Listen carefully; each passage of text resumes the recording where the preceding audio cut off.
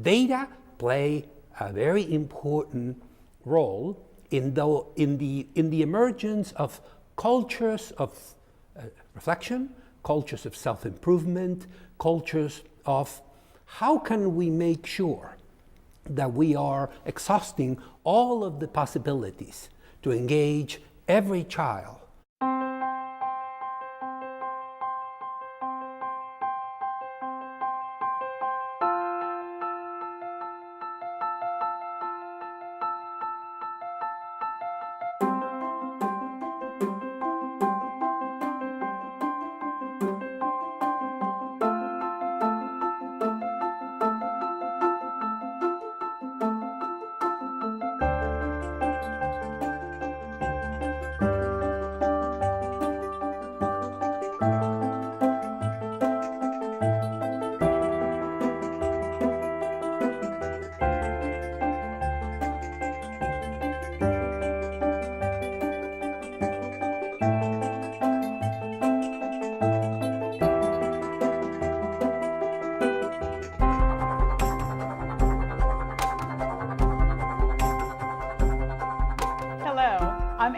Francois, Director of UCLA Center X.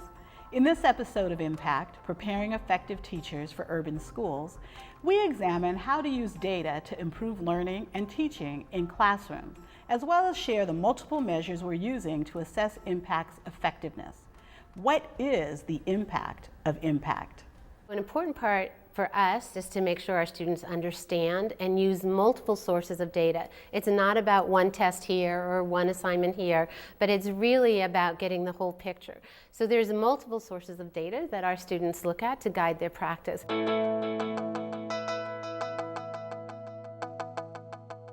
Using data in the classroom starts at the beginning of the year. We have the CST scores from the year before. We have the reading levels, and that can start us with just pairs. Who do we sit next to each other? Because who sits next to whom is just as important sometimes as who's capable and who's not. The first thing I did at the beginning of the year was look at their previous year's periodic assessment results, CST scores, which is all available for me to see, and some of them may have special needs such as a CELT or an IEP in some cases. And so I kind of looked at, okay, what am I getting according to the state? I mean, and then I did my own additional assessments. So one thing that we've done at our school as a whole school is that we started using baseline testing. At the beginning of the semester, we give our students a test of the skills they should have when they arrive in our classroom. And then we do the testing again at the end of the semester, and to see if we can measure the growth from when they come into my classroom to the end of the semester. How we use data traditionally has been just collecting test scores, looking at periodics, and then that would inform our instruction. At a pilot school, we have the liberty to really think differently about data. As a math department, we're thinking collectively about identifying what data to collect, how to collect it, and what does it mean for our instruction. And that has been really helpful because sometimes we always think about data as a form of test scores, but now we're looking at data instead of just test scores, but we're also thinking about growth and also other alternative ways of measuring. You know, as preschool teacher, we have a lot of paperwork also to do for the children because we have to record their progress to see where they're standing at and how they're bringing up and how we can help them better to learn. My mentor and I have multiple ways that we collect data in the classroom to help improve student achievement. We have weekly quizzes, whether they're vocab or content. We have students reflect themselves on how they're participating in class and how they're learning, and from that we give them a grade on their participation. We have other methods of learning logs where students write in their journals about what they're learning, and we use all this data to assess where they're at and what needs to be taught. Every day, I mean, there's data to gather. A lot of it is quantitative and qualitative. Before I release the children to work independently, I always make sure they know how to do the work. And if they don't, I pull them out for a small group. Did we figure it out? 152. How did you figure it out? We did the pattern Euclid, and then he added it. You added 14 11 times? Yeah. In your head, or is it on paper? Paper. Whenever we have a test or a lab report, I use that as a gauge of how students are learning, what levels, what strengths and weaknesses they have, and that actually really helps me to form groups. So when I form student groups, I think a lot about grouping based somewhat on data. Doing like informal comprehension checks to be able to know, okay, where are we right now? Then using quizzes and tests, that will also help in creating groupings, like the groupings that you saw in class. Mr. Darius was working with a specific group of students that have demonstrated proficiency. And then Ms. Vega was working with a specific group, and I was working with a specific group. What's the first thing we want to do? Subtract. Train tracks. So let's do train tracks. Perfect. I like what Diego said. He said then subtraction. So we have to ask, do we have any subtraction? So look at your problem. No more subtraction, everything's plus. So that is another way so that we can be very intentional of who needs what skills practiced. Every Friday, they also take a quiz on the week's material. And I take it home over the weekend, and I figure out small groups to pull out during the week so that I can reteach to those students what it is they didn't pass. In my methods classroom at UCLA, we heavily focus on different ways of checking for understanding. It's something we've gone over it plenty of times. So some of the things that I've incorporated into my classroom are informal assessments. For example, the thumbs up, sideways, or down is something that was a great way to just check real quick if they're getting it or not getting it. One data that we've been constantly thinking about is our strategy called exit slip. The students, at the end of every lesson, once a week, they'll complete an exit slip for the week, and it measures the math skills that they're learning. So we're looking at that data, and the cool thing that what we're doing with the students is that we allow the students to be metacognitive about their learning. The students are really thinking about their own thinking and where they're at in the proficiency for mathematics. Okay, before the bell rings, final announcements. I wrote it on the board. I know you guys have it written in your agenda already, but the daily journal, which I passed out, every day of this project, your homework is to do the same thing, which is to answer these 3 questions in your notebook. If most of our students read between a 2nd and 5th grade reading level, are the word problems in the textbook a little too challenging beyond? Maybe. So we need to be cognizant of that and make sure that it's the same level of mathematical ability, but maybe at a reading level that fits them. So with the data that we collect, we can make lesson plan adjustments, curriculum decisions, what needs to be taught, what can we not teach this week, and we were constantly using the data that we collect to inform our practice. If I was doing area with algebra tiles, one of the things students were having a hard time with was building the expressions, creating expressions with exponents. So a question might sound like, what might combining like terms with exponents look like if you have x squared plus x plus x plus 3x squared? So having a question like that lets them think about the material and then try to combine those like terms to build the expression. We're able to design lessons that will fit the needs, specific needs that the kids have.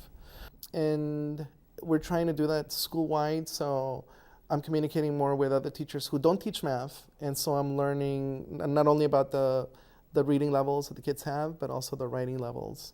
And we've been able to use the same baseline tests from other classrooms, and they help me because then I'm trying to get the kids to write in my class, and if I know where they are at the writing level, then I can kind of address those issues that they may have.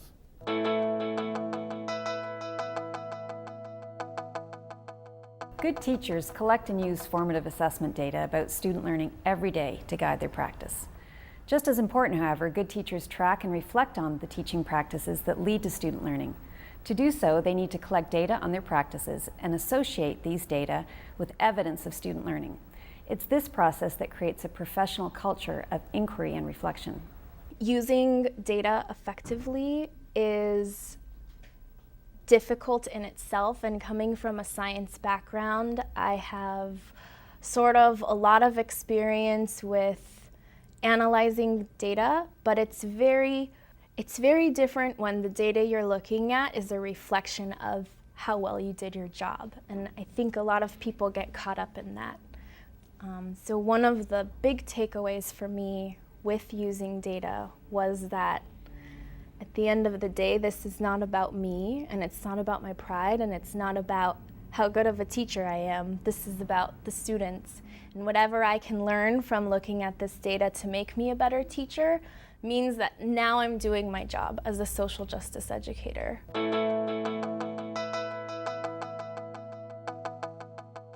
So this year I had the great privilege of working at the UCLA Community School with a group of very brave teachers who really opened up their practice to be evaluated. They were part of this pilot year of teachers that were going to be using multiple measures in an alternative teacher evaluation system to try it out and see if they could come up with something that was really authentic, meaningful to them, and allowed them to show their practice, but also, be vulnerable and to really probe deeply what kind of quality of teaching was going on in their classroom. The way that we're rethinking how teacher evaluation looks like at our school is that we're not only using one measure, we're using multiple measures. And to be frank, we're still in the infancy stage of developing this. This is a multi-year project. So we piloted certain measures, and the one thing that I can say confidently is that we complete this project called the Professional Learning Plan. Every department, every teacher, we work on it. We identify as a department what is one focus that we have for the year. We have a conversation about what we want to learn about it. We do conduct field research in our own classrooms, collect data, and then at the end of the year, we do field observations and we talk about what if we were able to meet our goals. That is one formal way that we collect, it's called a PLP, how we collect data for our teacher eval. So we sat down across from each other at a table, and one teacher in particular just blew me away. We sat down with her 3 data reports, and we started looking through them, and the one that was really striking to her was the student survey. So this was 160 of her kids telling her what they thought about her teaching, and that's kind of a scary thing sometimes. And the teacher looked at the data, which was overwhelmingly positive, and burst into tears. And she said, "Karen, this is so emotional. These are my kids talking to me." And of course, I teared up, and I really brought home the message to me that data, while powerful, used for evaluation, used for accountability purposes, is used to really affirm the hard work of teaching. And it's a very personal dimension to data use. It's often overlooked, and I think we just really need to honor teachers' voice and support them in looking at these kinds of valuable information. We see our students as reflective practitioners, that they're constantly thinking about, why am I doing this? What difference is it going to make, and how can I do it better? The type of data that we're using to assess new teachers is very similar to the type of data we use to assess any kind of a teacher. We look at student assessment results based on norm-generated or other types of assessments at the school site. Observations are significant on a daily basis.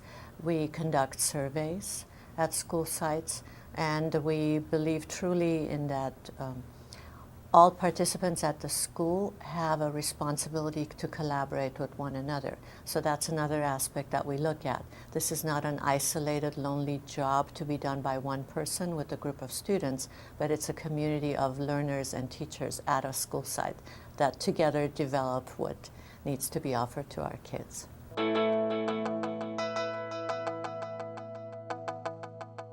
A cornerstone of UCLA's teacher education program is the Master's Inquiry Project, designed to prepare teachers to be reflective and critical practitioners. As part of the project, teachers collect data on their practice guided by an essential question and linked to student outcomes. My inquiry is on word problems and taking my students on a word problems journey focused on social interaction. Will changing the stigma of word problems help increase my students' self-efficacy so that they can be successful in all aspects of my math classroom? I myself also did a pre-survey, and through that survey, I realized that my students, one of the main reasons they didn't like word problems was because they didn't know how to start them. I decided to take them on a word problems journey that was going to be less structured, but more about talking and discourse. So we created a word problems booklet. I started off with a presentation, slides. I actually took their data from the pre-survey on why do you dislike word problems so much. And some of the reasons were there was too much to read. They don't really understand what they're saying. They can be tricky. And as I was reading this, it was really funny because they were saying, oh, that was me, I wrote that. That was my reason. And so it was just really nice to see because it was their data. My findings, overall, I gave a survey just to see if this was even useful for them, if they liked it. 75% of, and just keep in mind, these are 33 girls. I'm in a classroom of all girls. So 79% of my girls felt more confident with their math skills overall. 93 of them felt that they learned something new that would help them solve word problems in the future. They mentioned different strategies, not just knowing one. 96% thought that the skills they use can help them solve problems they encounter in the real world. And 93 said that they enjoy working on these particular word problems. Some of my favorite quotes were, it was interesting regarding the journey that we had. It was interesting, and it changed my perspective on word problems. I thought it would just be numbers, but never noticed how much fun the topic could be. I did an inquiry project for 2 weeks. I collected data from my AP biology classes, and I had students actually work with real scientific journal articles. So because I'm teaching in an AP classroom with some fairly advanced students, I had students use journal articles that are actually being published by scientists and professors now and try to interpret information that was in those papers. So the purpose and goals of my inquiry were basically to engage students in scientific thought through primary scientific literature. What that means is I wanted students in my classrooms to be able to actually pull a journal article off of someplace like Science Direct or PubMed and try to be able to understand what's in that journal article. And so that was really my goal that I used to guide my inquiry process. By connecting to real life and what scientists are actually doing right now, that's really a way to tap into student interests and also expose them to what's available for them in the future if they want to be scientists. In order to do that, I actually had students use some of the literacy strategies that are really designed more for ESL, but for students at a high level, even if they have good English skills, scientific journal articles are almost like a new language. So I had students use some of the literacy strategies that I learned through UCLA to help them learn that complex material. One of the biggest things I noticed looking through my data is that students really did seem to increase in excitement towards these types of activities over the 2-week period. The first time I asked them to do a think, pair, share, they kind of, I'd done it before, but because it's an AP class, it's a lot of lecture. And the kids were kind of like, why do we have to talk? It's second period, it's early in the morning. I could see that haze. And by the end of the 2 weeks, when we would get to a slide like this in lecture, they would be excited. And kids would immediately start raising their hands and having ideas. So that was the main finding, was that student engagement increased.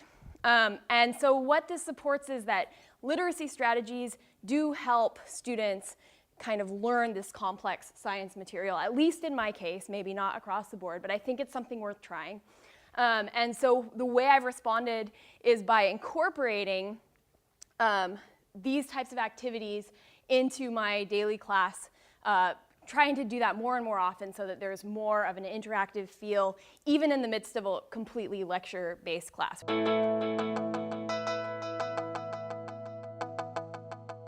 Given the public investment in residency programs, we have a responsibility to understand whether and how they work. Do residency programs like Impact produce effective urban educators? What is the impact of Impact? It's a complex question, especially in a time when teacher preparation is under attack for being ineffective. So let's start with the numbers. Impact's prepared 155 new teachers, supported by 109 mentors across 32 schools and early childhood centers. Almost 2/3 of these teachers are teachers of color, which is an extraordinary figure compared with state and national data, and a strong indicator that impact grads enter diverse urban classrooms with the cultural competence they're going to need to succeed. On standard accountability measures, impact is an enormous success. All teachers pass the rigorous performance assessment for California teachers. 87% of Cohort 1 is still teaching after 3 years, which beats the national odds that half of all urban public school teachers leave their school within the first 3 years. All of the Cohort 1 and 2 LAUSD math and science teachers met or exceeded the district's value-added targets. And 87% of impact teachers are working this year in a high-need urban school. But as impressive as these numbers are, they don't tell the whole story. They don't tell us much about the quality of teaching, so for that we need to dig deeper. The first step in understanding teaching quality is to define what it means. So impact looks at 4 dimensions of good teaching: academic rigor, content discourse, equitable access to content, and classroom ecology. Effective teachers give students access to rigorous material. They don't want students to just memorize facts, but to really think and analyze ideas critically and conceptually. Effective teachers promote high levels of content discourse, students talking with each other, talking with the teacher, talking in small groups about complex ideas. The way students learn about complex ideas is by talking through them, by problem solving out loud. Effective teachers provide equitable access to content. Rigorous mathematics is not just for some children, it's for all children. Good teachers support all kinds of different learners to achieve at the same high level. Effective teachers set up engaging classrooms where the ecology of the learning space is caring, supportive, and democratic.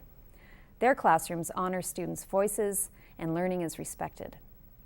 Effective teachers demonstrate proficiency in all these dimensions. We designed the impact program to push the measurement envelope and collect small data about each of these dimensions. Why? Well, teaching's a really complex idea. You can't just pull out a yardstick or one assessment and hope to capture it. You need a whole toolbox full of measures that complement one another and help mitigate the error associated with any one measure. To have such a range of measures, I believe, has allowed or allows teacher candidates to start seeing the teaching profession as a profession, as something that involves a lot of specialized technical knowledge that they are going to need to study on and get better at.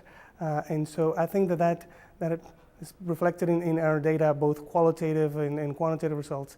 And it's starting as teacher reports do suggest that the teachers are being forced to reflect on their practice and to actually decide what's going to be their path into becoming better teachers. Impact is collecting small data to assess these proficiencies. For each dimension, we use different types of small data: observations, instructional logs, teaching artifacts, student test scores, and mentor feedback. These data are digitized and fed into an app that we're developing to allow teachers to track their own personalized stats.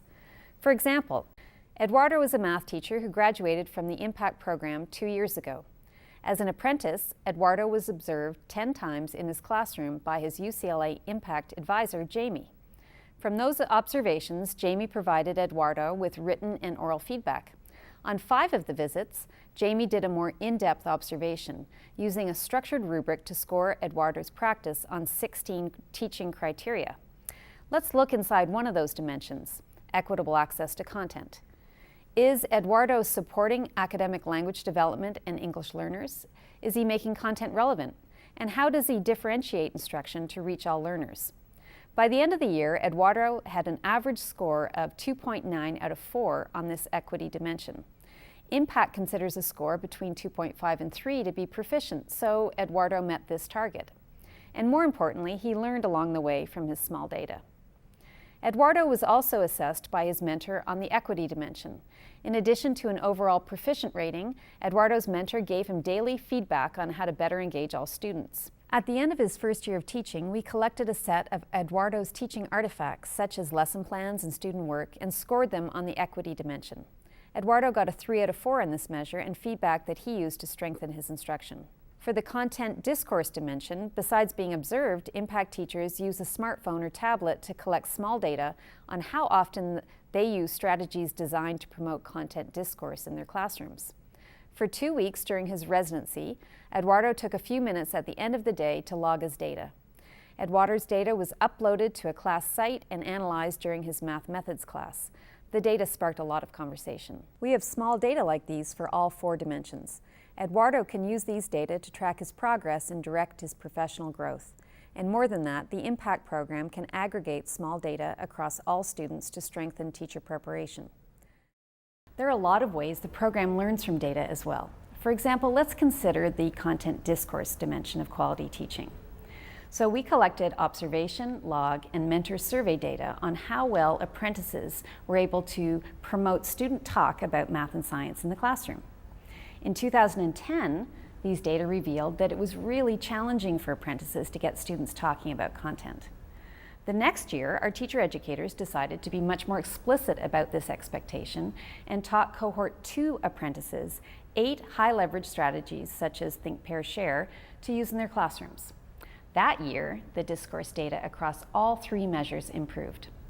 So we built on this momentum and developed the Methods with Mentors class to ensure that the strategies were aligned in the resident classrooms. We also made the log data collection part of the Methods coursework. Talking about the log data in class was lively and informative. The next year, the data improved again. In particular, if we look inside the sub-dimensions of using the observation data, we see an increase in the students linking ideas and talking with one another. So this is a great example of how IMPACT has used data to learn. In order to improve student achievement, teachers need to understand and use data to monitor student progress and modify their teaching goals and objectives based on identified student needs. And the data we've collected shows what the program has accomplished. I'm Anna Marie Francois.